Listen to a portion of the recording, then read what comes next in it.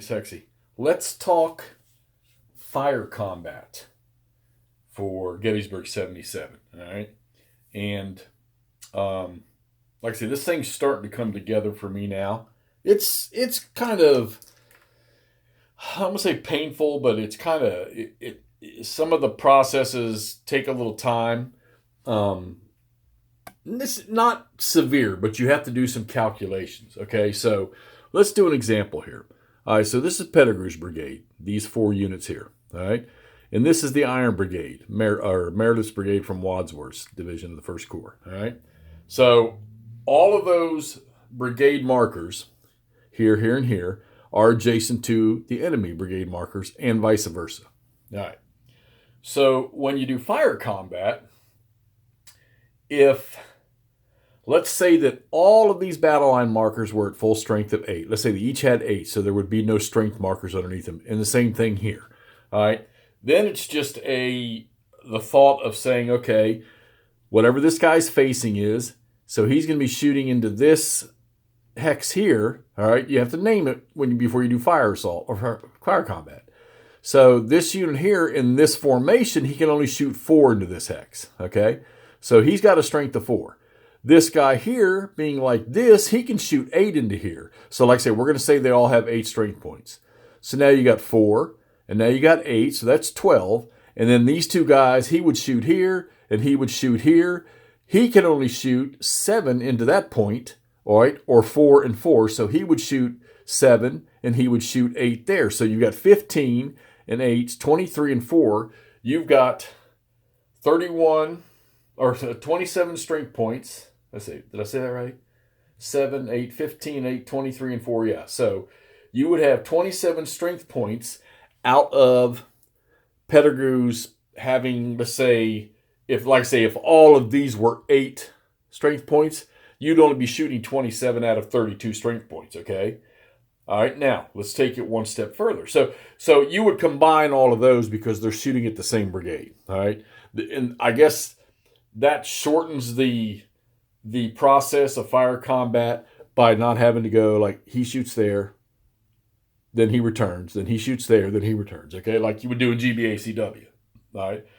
Now let's take it a step further. This unit here has only 4 strength points in there. Well, so now these two units over here that are shooting 4 and 7 have to go to this breakdown chart. Okay. And you'll see there the total fire strength. So this guy over here shooting 4 at that 4 strength unit, you go to the total fire strength on the top line of 4 and the target strength of 4, and now he's only shooting with 2 strength points. So now your 27, or I'm sorry, yeah, so now your 27 has just now dropped to 25, okay? Well, this guy here, he's a strength we said of 8. He's going to be shooting 8 into there at a strength of 4. So now he's only shooting, go to the 8 on the top, and then go down 4. He's only shooting 4. So now you're shooting 2 and 4, 6. And then you see what I'm going? If a target is under 8 strength points, you use that chart over there, okay? And then you figure out how much firepower you got from the hex going to the hex, and you use the breakdown chart to see what their actual firepower is going to be, all right? And then once you got the firepower, you total them all together for each of the battle lines that are shooting at the same brigade, okay? And you get the experience, the base experience level of the leader if he's there to do it, which this guy's, he's a red. Yeah, I know you couldn't see that. And then you go to this experience chart and you say, okay, he is a red. And let's say he has no disorganization yet. He would be shooting on the column of 10. All right, what's that mean? So now we come to the combat where you're going to roll dice, all right? And I'm probably not going to be able to get that on the screen. Yeah, well, right there. All right, he's going to choose his experience level here, which would be a 10, and then the total strength points, and for the infantry shooting, it's going to be the black number. So if he's shooting 27, you're going to roll on that 11 column twice, and then that's 22. You're going to need 5 more somewhere, so you're going to go back to the 5 column right there, and you're going to roll on that one. And that's going to give you your casualty points, all right? So for every 10 casualty points, you cause a strength point loss to the target brigade. And for every for every 10 disorganization points, you cause a disorganization level. Now, your disorganization points are calculated off of your casualty points. So whatever the brigade's current strength is, you find out whatever casualty points they just suffered, and you round it, you work to the nearest 10. Now, this is how I'm translating this, and I'm probably wrong, but this is how I've been doing it. So let's say that they were fired with, they took 24 casualty points and they were a strength of 11. So I would come down here and they would get 13 one time, and then they would get 13 again because that's 20. But then that 4, this is the way I'm doing it, that 4 gets tossed out. So these guys just suffered 26 disorganization points, which by itself would cause them 2 disorganization levels. Now, what does the disorganization level do? Well, once you hit 4, you cannot be named to attack again. So that means you're not going to get in here in close assault, all right? And you won't be able to advance and attack an enemy unit, all right? Until you can recover down below that 4. How do you recover down below that 4? You get out of the range of influence by retreating, and you can go into rest formation, or you can just stay out of range of influence, and you can lose so many disorganization points per turn, i.e. So my initial attack, it didn't start with Archer and Davis. It started with Brockenbrough and Davis. Well, Brockenbrough, he went up, and he's been sitting back here resting. So now he's back down to a 2 where he can attack again. And Davis is to a 3. So they'll probably sit there for another turn or 2 because Pettigrew, he's a 3. He's got one more burst in him. And then Archer over here, he's a 2. And then he just got into combat.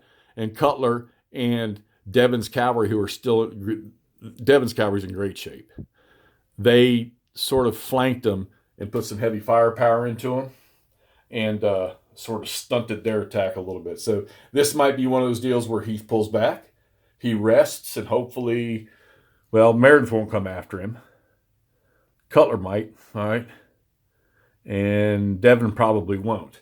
And if I pull back, now that we've sort of chit-chatted about combat, you'll notice here comes Robinson with the 2nd Division. So this time playing this thing has been a much better reflection of how things went. Much better, because here's McPherson's Ridge. You can see the Yanks are up in front of it, or on it and in front of it. All right. Pender's not going to show up till noon.